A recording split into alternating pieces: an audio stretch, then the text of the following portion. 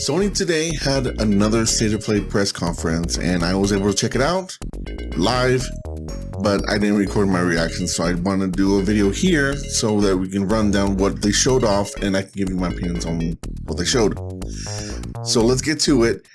Crash Bandicoot 4, It's About Time, was the very first thing that they showed, and it looks really good. They had a very long gameplay session showing the different things that you can do in the game, the different type of gameplay stuff that you'll be able to do. And one of the coolest things was, after you finish the level, they're going to have these different kind of features that you can use so that your second time through a level will be completely different, including kind of like an inverted series and this gameplay mechanic where you can spin with Crash and spread paint everywhere and kind of reveal where your path is going. Crash Bandicoot 4 keeps looking really, really good, and now it really seems like they're really trying to make this game something special, and I really appreciate that. It's now probably my most anticipated game for the fall. Next, we got a trailer of Hitman 3, and that's going to be coming out in January 2021. It kind of looks like just more Hitman. If that's something that you're into, then great. I personally am not, but I know a lot of people are fans of the Hitman series, especially how it's being done right now. If that's your thing, great. Next, they made an announcement of Braid coming back in an anniversary style. It's going to have a lot of commentary on how the game was made, to the point they're even boasting that if you want to know how to make games, this is a great way for you to do it. So that sounds pretty cool to me. Braid is one of my favorite indie games of all time. It's actually one of my favorite games, period, of all time. So I'll definitely be checking this out. It does look like they're making the game look a lot, they're making the game look better with higher pixel counts and more of a more detail to the backgrounds and to the levels and everything. But to be perfectly honest with you, even though they were showing what the difference was, it didn't really look that much better to me. Braid was already a beautiful game, and there wasn't really much more you could do with it. Next was the Boundless, and we got a long gameplay demonstration of that as well. It looks pretty cool. It's not something that I would run out and want to play right away, the way that, say, Crash Bandicoot 4 looks like for me. I want to try to see if I can get that at launch. But the Boundless still looks pretty cool. It's a PS5 game. I should say some of these games are PS4 and some are PS5. The Boundless looks cool. It's got some really interesting ideas that they're doing, and the bow and arrow is always a great weapon to be used, and it looks interesting, and it's got that indie feel that indie games tend to have, but it looks a little more inspired than some indie games that just trying to go for a retroactive feel or just focus directly on the art design. Something to look out for. I don't know if it'll be amazing, but it's something we should keep our eye on. Spelunky 2 is going to be coming out pretty soon. It's going to be coming to PlayStation 4 on September 15th, so it's only about a month away.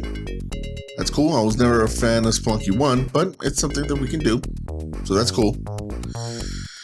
Then we had a quick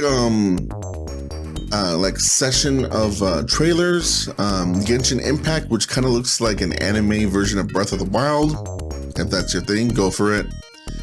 Aeon Must Die. I first thought it was just Aeon, but it looks really cool. This really stylistic beat 'em up. I don't really know anything about it, but it's going to be coming out to PlayStation 4 next year. So we got PlayStation 4 games coming out next year, even though the PlayStation 5 will already be out by then. And then we have a game I didn't quite catch the name of. It was like Ammunitions or something like that. It had this kind of steampunk kind of looking vibe to it. Looks cool. Again, it's supposed to be at the end of the year. I believe that's also coming to both PS4 and PS5. Bugsnax it made another appearance. We now know that it's going to be coming out holiday of this year on PlayStation 4 as well. The game kind of looks more like a Viva Pinata kind of deal to me. I'm not entirely sure though. Then we got Vader Immortal, and it's supposed to be a Star Wars VR series game. You know, this kind of like motion control thing has been done before with like Kinect and everything with Star Wars, so I'm a little skeptical of that game. But you know, hey, you know, keep trying, you know, if you want, because one of these days someone's gonna give you the ability to wield a lightsaber and do it correctly, right? So here's another example of that. You'll be Darth Vader and doing a whole bunch of evil shit, and you have force powers, so should be cool. You can throw your lightsaber. Oh, and that will also be coming out on August 20th. Control is getting another expansion pack as the second one. That'll also be out on August 20th, I believe, as well. Auto Chess, it's this kind of really highly designed version of chess. It's going to come out on Halloween. Sure. Pedestrian is an indie-ass indie game where you control a little guy that's inside of like the signs that you see on like construction signs out in the real world. That seems kind of cool. It's going to be coming to PS4 in January of 2021. Hood, Outlaws and Legends, coming out next year. It was mostly a trailer though, so not much information about that other than it looks like it's going to be some sort of like group online kind of deal between two different groups, maybe more groups, who knows. Then we got Tim. I don't even remember what the hell that game was. And sorry, I mean, I just put Tim and then like nothing else because it did not, I didn't write anything else on my notes because it just did not interest me. The conference then ended with Godfall, and there was a long gameplay stretch of that as well. And that looked really interesting. They kind of broke down what you're going to be doing. They really went in depth with how the combat's going to work. And at first it looked kind of like a really basic kind of slasher. Kind of like, okay, I'm just going to be mashing square the whole time. But actually, the combat looks pretty interesting. There's a lot of stuff that you're going to be doing with your shield that looks pretty cool to me. It doesn't look like 100% like amazing. One thing to me that I noticed is that one, the graphics don't look amazing in my opinion, especially for what's going to be a PlayStation 5 launch window game at least. And also the sound design kind of sucks. Like you slash someone and it doesn't really have much of an impact. Also, there were some sounds that sounded really bad, and even one that sounded like it was blown out.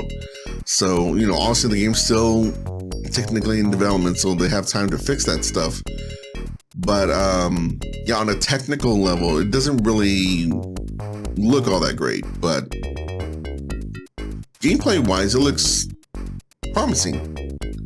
A lot more than what we saw before. Before it was like, oh, it's some generic Greek-Roman type game with hack and slash mechanics. It's going to be probably another Rise, Son of Rome. But this one looks a little more in depth than that. So hopefully we'll get something that's really interesting. And that was the conference. Overall, I thought it was pretty decent for what it was. There wasn't anything mind-blowing or anything like that. There wasn't a big reveal like, oh my goodness, I can't believe this is coming out. Nothing that blew your mind, but it had a lot of gameplay that they showed off, and the trailers that had no gameplay were kept to a minimum. It was a solid state of play. I think Sony is getting the hang of this kind of thing, and they're starting to learn that they need to show more gameplay and focus less on trailers, because this is really the only way they're going to be able to communicate stuff, especially now with the pandemic. And they need to remember that gamers want gameplay. They want to know what it is that they're going to be playing, not this kind of hype kind of stuff. At least that's the way I feel. You know, I'm sure the trailers get people hype and everything, but you need to at least show what the game is going to be. You know, if you want to do both, that'll be fine, but otherwise, always go with the gameplay demonstration over a trailer. And I think this kind of knew that and did that. With that being said, those are my thoughts on the state of play on August 6th, 2020. Thank you very much for watching, everyone. Check out the videos that you're going to see on the screen right here. If you like this video, give it a like, share it on social media, leave a comment down below, like the video, subscribe to my channel, and leave click the notification bell so that you're notified when I make new videos. Peace and love, gamers and players. Colorwind out.